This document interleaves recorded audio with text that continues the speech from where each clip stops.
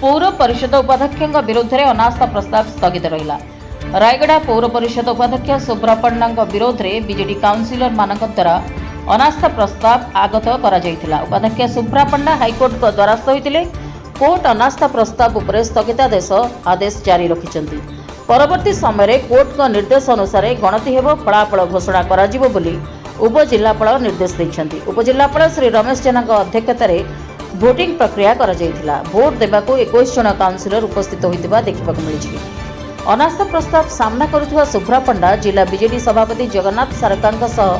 Voting स्थल को आसिथिले। Voting प्रक्रिया शांति श्रृंखला परिचालना पई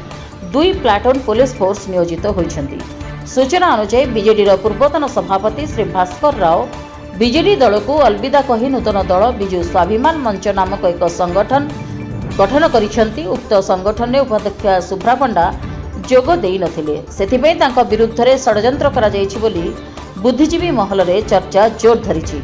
बीजेडी नेता आईन सहायता नहीं अप्रीतिकर परिस्थिति मुकुलिबा पई आईन सहायता नहीं। बुधवार विजु जनता दलर सुप्रीमो तथा दलर सभापति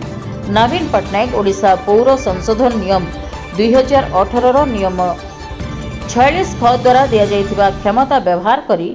दलीय काउंसिलर को दलीय पत्र माध्यम रे अनास्था विरुद्ध रे भोट पई व्हिप जारी करथिले। अनास्था प्रस्ताव विरुद्ध रे भोट देले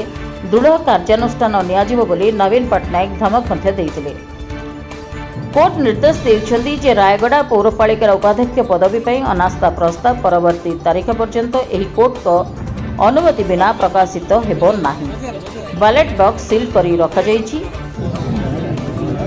देखो सब बेले धर्मर जय होती अधर्मर क्षय होती।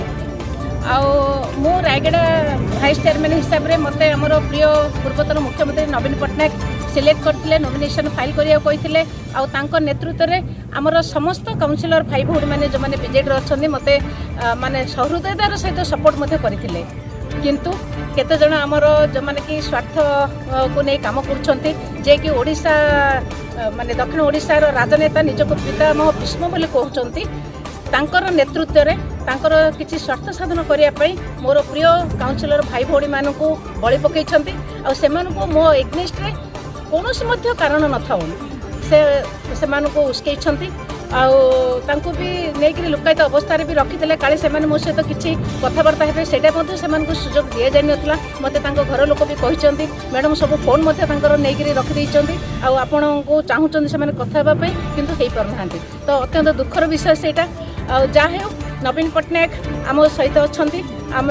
नेतृत्व को मानिछु आगक मानबू आउ से व्हिप जारी कलापर आमर काउंसिलर भाई भौणी मैंने से स्वार्थ पर जो नेता अच्छा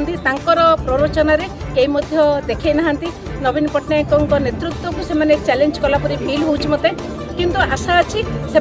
मो सपक्ष में भोट देते जेहेतु न्यायपालिका पूरा भरोसा अच्छी मोर जोटि आम रिट फाइल करूँ जार नंबर हूँ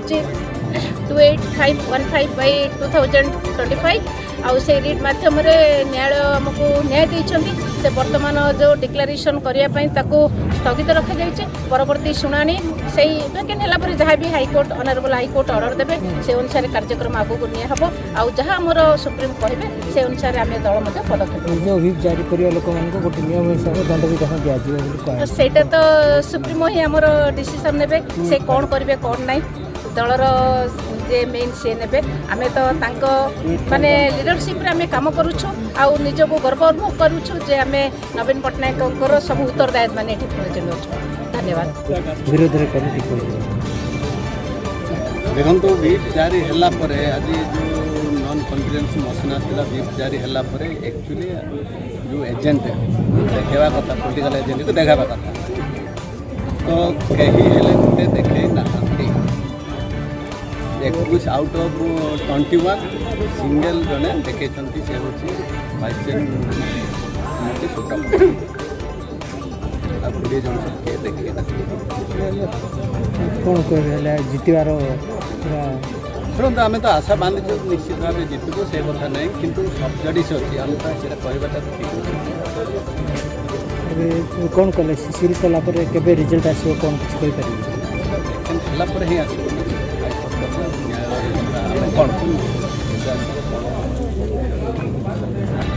पंद्रह तारीख दिन 15 तारीख पर कौन जहाँ कोर्ट जहाँ निर्देश देव से अनुसार से अनुसार आम काम करूँ। रायगड़ारू प्रफुल्ल कुमार बेहरा रिपोर्ट रिपब्लिक ओडिशा साधारण लोकंक स्वर।